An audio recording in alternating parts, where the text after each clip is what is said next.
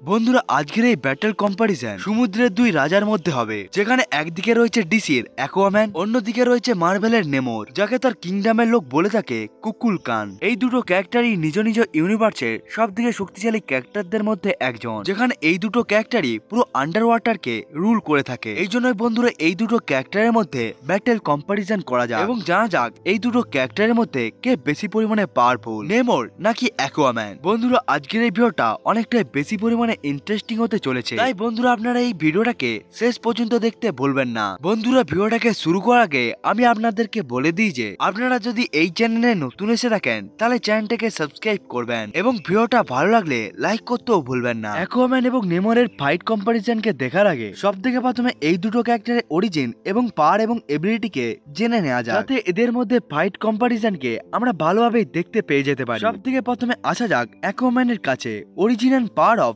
Aquaman. Aquaman অর্থাৎ Arthur Curry অ্যাটলান্সের Prince অ্যাডলিনা এবং একটি হিউম্যানের ছেলে, যার ফলে অ্যাকুয়াম্যান একজন অর্ধেক মানুষ এবং অর্ধেক অ্যাটলান্টিয়াস। এবং অ্যাকুয়াম্যান জাস্টিস লিগের একটি গুরুত্বপূর্ণ মেম্বার হওয়ার সাথে সাথে সে পুরো ডিসি ইউনিভার্সের সব থেকে শক্তিশালী ক্যারেক্টারদের মধ্যেও একজন। অ্যাকুয়াম্যানের কাছে পাওয়ার হিসেবে রয়েছে super human strength, super human durability, enhance stamina, super human speed and reflexes, sharp senses, এমপিপিএস অ্যাডাপ্টেশন, রিজেনারেটিভ হিলিং ফ্যাক্টর এবং হাইব্রিড ফিজিওলজি। অ্যাকুয়াম্যানের বডি অর্ধেক মানুষ এবং অর্ধেক অ্যাটলান্টিয়াসের হয়ে থাকে, এই জন্য সে সমস্ত ধরনের আন্ডার ওয়াটার অ্যাক্টিভিটিকে সে অতি সহজেই সহ্য করে নিতে পারে। অ্যাকুয়াম্যানের ফিজিক্যাল স্ট্রেংথ এতটাই বেশি হয়ে থাকে যে আয়রন এবং মেটালকে নিজের হাতের সাহায্যে একেবারে ব্রেক করে দিতে পারে। এবং অ্যাকুয়াম্যান দ্য অ্যাকুয়াম্যান মুভির মধ্যে সে নিজের হাতকে ব্যবহার করে আন্ডার ওয়াটার সাবমেরিনকেই একেবারে তুলে নিয়েছিল এবং ওই সাবমেরিনের ওজন ছিল 5 টনের মতো। এমনকি ডিসি কমিকের মধ্যে অ্যাকুয়াম্যান এতটাই বেশি পরিমাণে শক্তিশালী যে 45 মিলিয়ন টন ভারী থাকা একটি টেকটনিক প্ল্যানেটকেও সে নিজের হাতের সাহায্যে মুভ করে দিতে পেরেছিল। অ্যাকুয়াম্যানের ডিউরেবিলিটিও এতটা বেশি হয়ে থাকে যে হাইব্রেনিয়ামের বুলেট, শক্তিশালী ব্লেডের অ্যাটাক এবং বিভিন্ন ধরনের মিসাইল অ্যাটাককেও অতি সহজেই সে সহ্য করে নিতে পারে। অ্যাকুয়াম্যানের হিলিং এবিলিটিও অনেকটাই বেশি পরিমাণে সুপিরিয়র হয়ে থাকে, যে নিজের ইনজুরি গুলোকেও খুব তাড়াতাড়ি হিল করে নিতে পারে। এবং অ্যাকুয়াম্যানের হিলিং ফ্যাক্টর সমস্ত অ্যাটলান্টিয়াসের জীবের থেকে সব থেকে বেশি হয়ে থাকে। এমনকি দ্য অ্যাকুয়াম্যান মুভির মধ্যে ব্ল্যাক ম্যান্ডার লেজার বিং এর অ্যাটাক অ্যাকুয়াম্যানকে অতটা বেশি পরিমাণে ইনজেক্ট করতে পারেনি এবং ব্ল্যাক ম্যান্ডার এই লেজার সুপারম্যানের হিট ভিশনের মতোই শক্তিশালী হয়ে থাকে। অ্যাকুয়াম্যানের স্পিডও অনেকটাই বেশি হয়ে থাকে এবং অ্যাকুয়াম্যান যদি জলের মধ্যে থাকে তাহলে সে খুব কয়েক সেকেন্ডের মধ্যেই কয়েক মাইলকে কভার করে নিতে পারে। অ্যাকুয়াম্যানের কাছে একটি খুবই পাওয়ারফুল ট্রাইডেন্টও রয়েছে, যেটি অ্যাকুয়াম্যানকে অনেক ধরনের ম্যাজিক্যাল পাওয়ারও দিয়ে দেয়। এই জন্য অ্যাকুয়াম্যান নিজের বেপেনকে ব্যবহার করে বিভিন্ন ধরনের এলড্রিজ অ্যাটাক করতে পারে, বিভিন্ন ধরনের ফোর্স ফিল্ডকে উৎপন্ন করতে পারে, নিজের সামনে আসা যে কোনো ম্যাজিক্যাল অ্যাটাককে সে ডিফ্লেক্ট করতে পারে এবং সে চাইলে ট্রাইডেন্টের দ্বারা আন্ডার ওয়াটারের মধ্যে বড় বড় ঘূর্ণিঝড় এমনকি সুনামিও নিয়ে আসতে পারে। অ্যাকুয়াম্যান বিভিন্ন ধরনের বেপেনকেও খুবই ভালোভাবে ব্যবহার করতে পারে, এমনকি সে হ্যান্ড টু হ্যান্ড ব্যাটেলেও অনেকটাই বেশি পরিমাণে পারদর্শী হয়ে থাকে। এমনকি তার কাছে ম্যারিন টেলিপ্যাথিকেরও পাওয়ার রয়েছে। এর সাথে সে সি মনস্টারের সাথে কথা বলার সাথে সাথে বরং সে তাদেরকে কন্ট্রোল করে তাদের সাথে কথাও বলতে পারে। এবার অ্যাকুয়াম্যানের কিছু পাওয়ারফুল ফিটসের সম্বন্ধে জেনে নেওয়া যাক। ডিসি কমিকের মধ্যে অ্যাকুয়াম্যান, সুপারম্যান এবং ওয়ান্ডার ওম্যানের মতো শক্তিশালী ক্যারেক্টারদের সাথে লড়াই করে তাদেরকে বরাবরের টক্কর দিতে পেরেছিল। এমনকি অ্যাকুয়াম্যান অনেকবারই জাস্টিস লিগকে বড় বড় বিপদ থেকেও বাঁচিয়ে নিয়েছিল। এমনকি একবার অ্যাকুয়াম্যান নিজের ট্রাইডেন্টকে ব্যবহার করে ডার্ক সাইডের একটি চোখকেও একেবারে খারাপ করে দিয়েছিল। এমনকি একবার অ্যাকুয়াম্যান অনেকটা সময় ধরে জ্বলন্ত আগ্নেয়গিরি লাভার মধ্যেও বেঁচেছিল, সেটিও অতটা বেশি পরিমাণে অসুবিধায় না গিয়ে। এবার অ্যাকুয়াম্যানের উইকনেসের কাছে আসা যাক। অ্যাকুয়াম্যানের কাছে শুধুমাত্র একটি উইকনেস রয়েছে, সেটি হলো জলকে না পাওয়া। অ্যাকুয়াম্যান যদি অনেকটা সময় ধরে জলকে না পায় তখন তার বডি ডিহাইড্রেট হয়ে গিয়ে অনেকটাই বেশি পরিমাণে দুর্বল হতে থাকে। এই কারণে সে ধীরে ধীরে দুর্বল হয়ে যেতে থাকে। এগুলো হলো অ্যাকুয়াম্যানের অরিজিন এবং পাওয়ার এবং এবিলিটি। এবার আসা যাক নেমোরের কাছে, অরিজিন এন্ড পাওয়ারস অফ নেমোর। নেমোর পৃথিবীর সব থেকে প্রথম সুপার হিরোর মধ্যে একজন, যাকে আমরা সব থেকে প্রথমে দেখতে পেয়েছিলাম সাল 1993 মার্ভেল কমিকের মধ্যে। নেমোরও অ্যাটলান্টিসের রাজা এবং এর যদি অ্যাপিয়ারেন্সের কথা বলা হয়ে থাকে তাহলে নেমোরের বাবা ছিল একজন মানুষ এবং নেমোরের মা ছিল একজন অ্যাটলান্টিসের প্রিন্সেস। এই জন্যই কমিকের মধ্যে নেমোর একজন অর্ধেক মানুষ এবং অর্ধেক অ্যাটলান্টিসের হাইব্রিড জীব। কিন্তু মার্ভেল সিনেম্যাটিক ইউনিভার্সের অনুসারে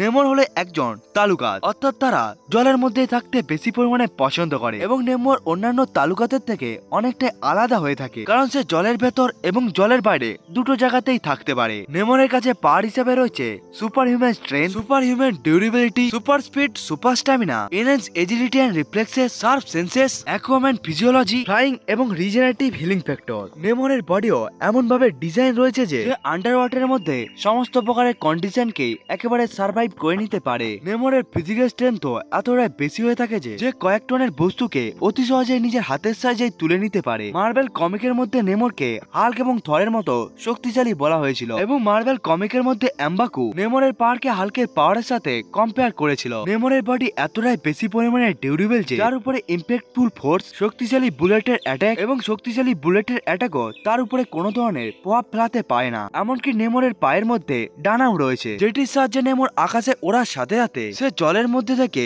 নিজের স্পিডকে অনেকটা বেশি পরিমাণে বাড়িয়ে ফেলতে পারে। নেমরের স্পিড একটি জেট এরোপ্লেনের স্পিডের থেকেও অনেকটাই বেশি হয়ে থাকে। নেমরও ওয়াকান্ডিয়ানদের মতো ভাইব্রেনিয়ামের তৈরি বেপেনকে ব্যবহার করে থাকে এবং নেমর নিজের ফার্স্ট অ্যাপিয়ারেন্সের মধ্যে ওয়াকান্ডার একটি বড় ব্যাটকেসে তুলে অন্য জায়গায় ছুঁড়ে ফেলিয়ে দিয়েছিল। সুরির ব্ল্যাক প্যান্থারকে একেবারে ওভারপাওয়ার করতে পেরেছিল এবং আম্বাকুর মতো পাওয়ারফুল ওয়াকান্ডিয়ানকেও নিজের একটি মাত্র পাঁচকে ব্যবহার করে তাকে অজ্ঞান করে দিয়েছিল। এসবকে ছাড়া নেমরের কিছু পাওয়ারফুল ফিটসের কাছে আসা যাক। কমিকের মধ্যে নেমর অনেক শক্তিশালী এবং ভারী ভারী বোটকেও সে একেবারে তুলে নিয়েছিল এবং রোনেনের মতো পাওয়ারফুল গ্রিকেও সে নিজের শুধুমাত্র একটি পাঁচকে ব্যবহার করে তাকে মেরে দিয়েছিল। আন্ডার ওয়াটারের মধ্যে সে হাল্কের সাথে লড়াই করে হালকে একেবারে অজ্ঞান করে দিয়েছিল এবং একবার সে সেন্ট্রির মুখে পাঁচ মেরে সে সেন্ট্রির মুখ থেকে একেবারে রক্তকেও বার করে দিয়েছিল।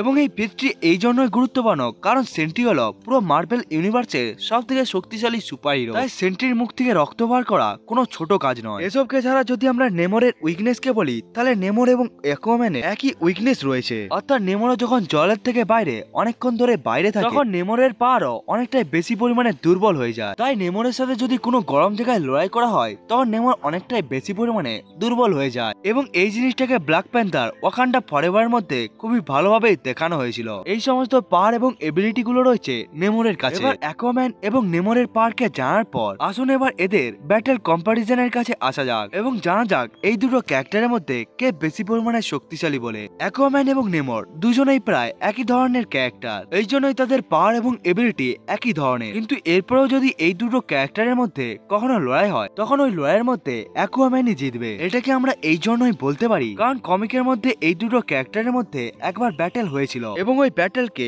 অ্যাকুয়াম্যানই জিতেছিল। এটি হয়েছিল 1996-তে আসা ডিসি এবং মার্বেলের ক্রস ওভারের সময়ে। এই কমিকের মধ্যে অ্যাকুয়াম্যান এবং নেমরের সাথে অনেকটাই শক্তিশালী একটি লড়াই হয়, কিন্তু অনেকটা লম্বা সময় ধরে লড়াই করার পর অ্যাকুয়াম্যান নিজের ম্যাজিককে ব্যবহার করে সে নেমরকে একেবারে হারিয়ে দেয় এবং অ্যাকুয়াম্যানের এই লড়াইকে জেতার আরেকটি কারণ হলো অ্যাকুয়াম্যানের ইন্টেলিজেন্স নেমরের ইন্টেলিজেন্সের থেকে অনেকটাই বেশি হয়ে থাকে। অন্যদিকে নেমর হলো একটি রেগে থাকা ক্যারেক্টার যে অনেকবারই লড়াই করার সময় নিজেকে আর কন্ট্রোল করতে পারে না, এই জন্যই সে অনেক ক্যারেক্টারের হাতে অনেকটাই বেশি পরিমাণে মারও খেয়েছে। এই জন্য অ্যাকুয়াম্যান এবং নেমরের সাথে যদি লড়াই হয় তখন অ্যাকুয়াম্যান নিজের ইন্টেলিজেন্স এবং নিজের কাছে থাকা ট্রাইডেন্টের ম্যাজিককে ব্যবহার করে সে নেমরকে একেবারে হারিয়েও দিতে পারবে। বন্ধুরা, তাই আমার মতে এই লড়াইকে অ্যাকুয়াম্যানই জিতবে। বন্ধুরা, এটা তো ছিল আমার ওপিনিয়ন, আপনার কি মনে হয় কমেন্ট করে বলতে ভুলবেন না। বন্ধুরা, আজকের এই ভিডিওটা এতটা পর্যন্তই, দেখা হচ্ছে অন্য একটি ভিডিওতে, ততক্ষণের জন্য বাই বাই।